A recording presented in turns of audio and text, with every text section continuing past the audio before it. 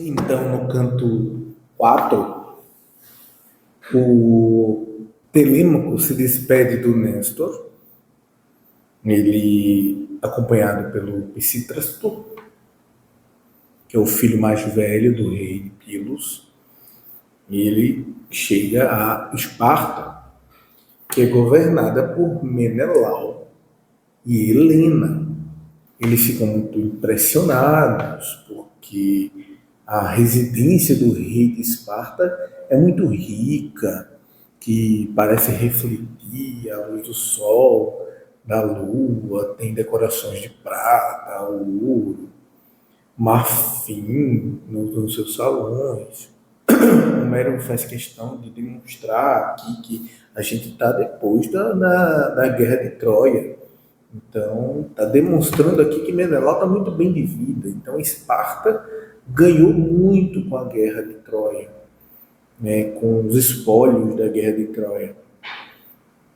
Mas Menelau sofreu muito.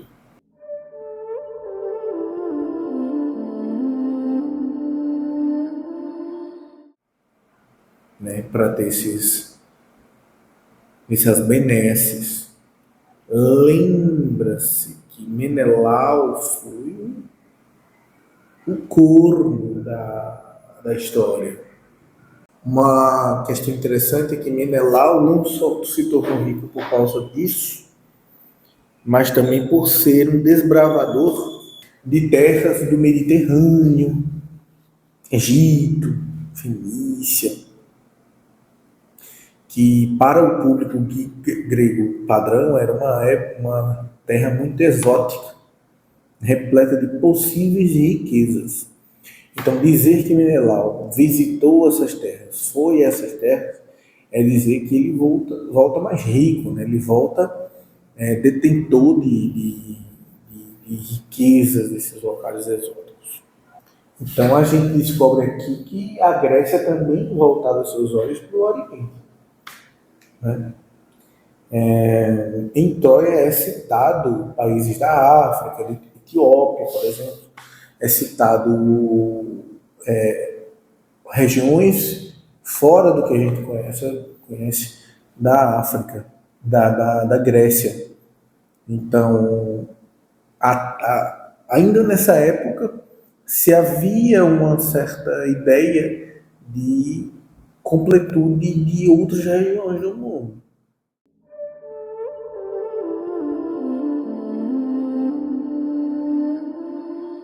Ao chegarem no palácio, o servo anuncia a anunciação dos visitantes. Menelau, novamente, assim como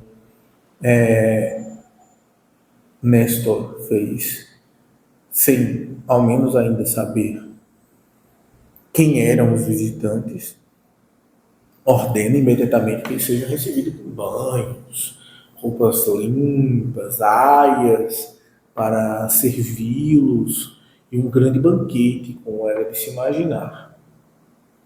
Somente depois ele pergunta quem é. Então, não vê a quem. Novamente a gente entra naquela questão da hospitalidade sagrada. Enquanto observa Telêmaco, ambos rei e rainha de Esparta observam enquanto entram, o rei e rainha de Esparta observam Telêmaco e já entendem de cara essa semelhança que o Telêmaco tem com Odisseu. Eles não precisam de muito para saber quem Telêmaco é. Helena, esperta que é a primeira a dizer que o rapaz possui o mesmo rosto, os mesmos olhos, talvez não a mesma postura, mas ela fala disso do seu antigo companheiro de guerra. Depois disso, Telêmaco revela sua verdadeira identidade, que não se torna algo de muita surpresa. Menelau se emociona, aquele tipo de emoção de um rei espartano. Durante o jantar, Helena conta a história do tempo da guerra, né? recorda que Odisseu entrou certa vez escondido em Troia, disfarçado de mendigo, que mesmo transformado pela sujeira, Helena consegue reconhecê-lo, mas guarda segredo disso. Isso é contado na Ilíada. Novamente, demonstrando essas questões das ardilosidades do Odisseu. Inclusive, que expectativa a Odisseia mostra a quem não leu a Ilíada. Né? Quem danado é o Odisseu? Como é o Odisseu? Porque até agora é um homem de grandes predicados.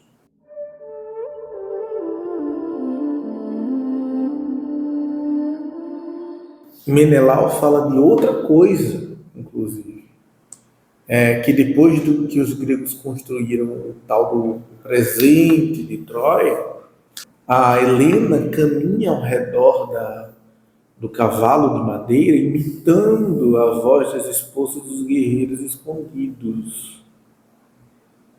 E alguns quase respondem. Helena também muito ardilosa, né? Mas o Odisseu é que percebe o perigo e acalma todo mundo. Então, vamos lá, outro predicado do Odisseu. Autocontrole.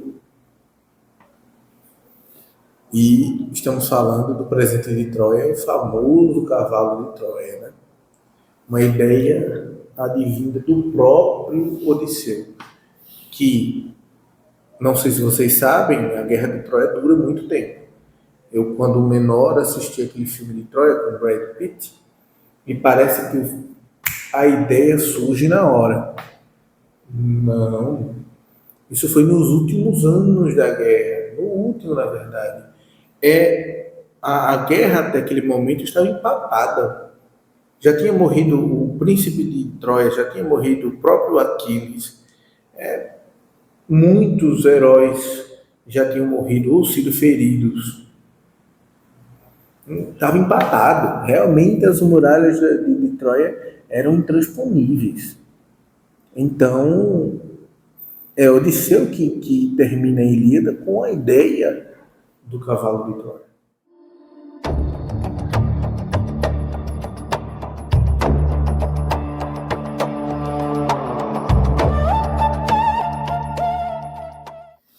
Todos ficam muito felizes, muito emocionados com essa questão das memórias e tal. Lembrando que foi há 20 anos atrás essa guerra, né?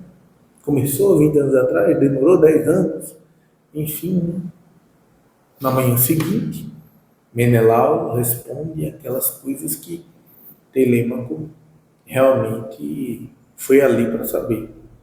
Qual é a do meu pai, o que aconteceu com ele. Ele relata que ficou preso numa ilha, chamada Ilha de Faros, que é próximo ao Egito, sem ventos, ele não conseguia navegar. Então uma ninfa, a Edoteia, filha do velho deus marinho Proteu, resolve ajudá-lo. Ela ensinou Menelau a capturar o pai.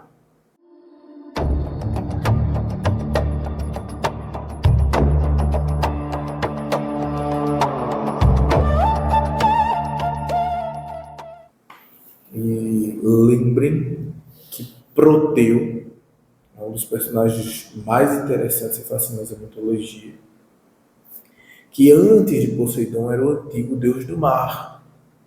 E Proteu possuía o dom da profecia. Mas ele não gostava de fazer isso, não gostava de revelar a ninguém o futuro.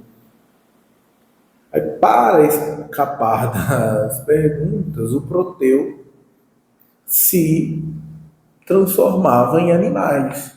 Leão, uma serpente, um javali, ele virava uma árvore, fazia alguma coisa assim. Daí nasce o termo, muito interessante, nasce o termo proteico, usado até hoje para algo que muda de forma.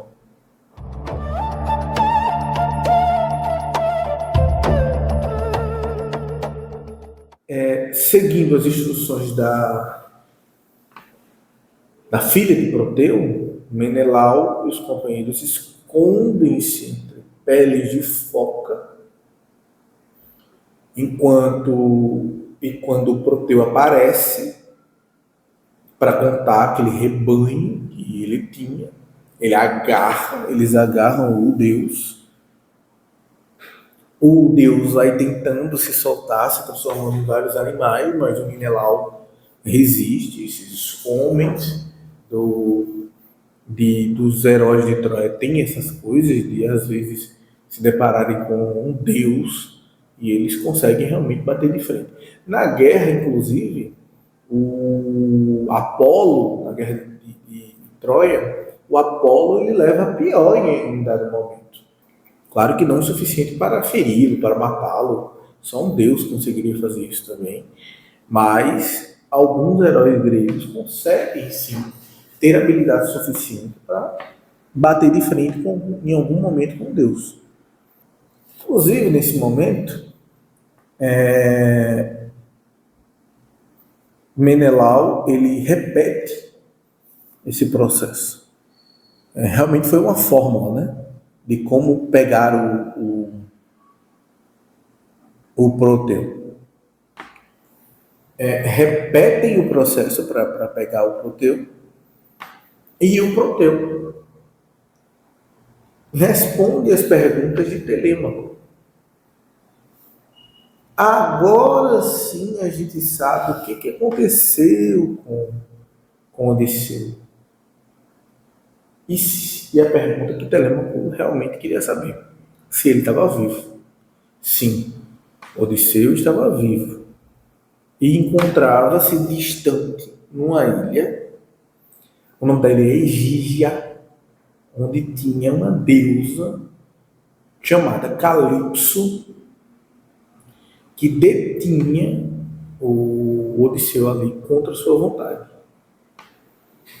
Quem é Calipso? Calipso também é uma deusa do mar. Ela era filha do titã Atlas, se eu não me engano, ao qual foi inimigo dos deuses na titanomaquia. Enfim, histórias.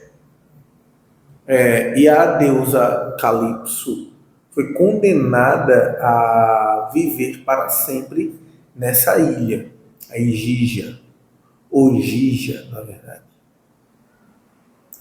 E ela se apaixona por Odisseu, né? E mantém ele ali à força, sem navio. Odisseu já não tinha mais os companheiros, já tinham morrido todos. E ele permanece ali, Proteu dizendo, incapaz de retornar para Ítaca.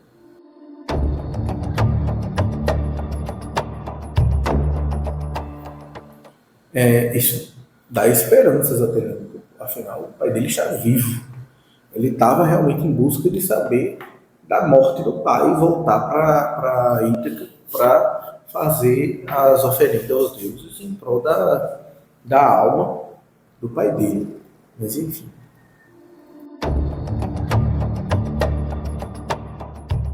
Enquanto isso, em Ítaca, os pretendentes de Penélope descobrem que Telêmaco deixou a ilha.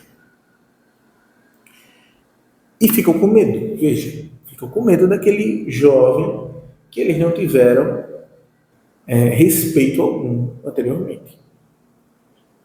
E eles decidem preparar uma emboscada para a volta dele, para assassiná-lo, para resolver esse problema de uma vez. Quem toma conhecimento da notícia é Penélope, que, como mãe, fica em desespero, ela fica muito aperreada.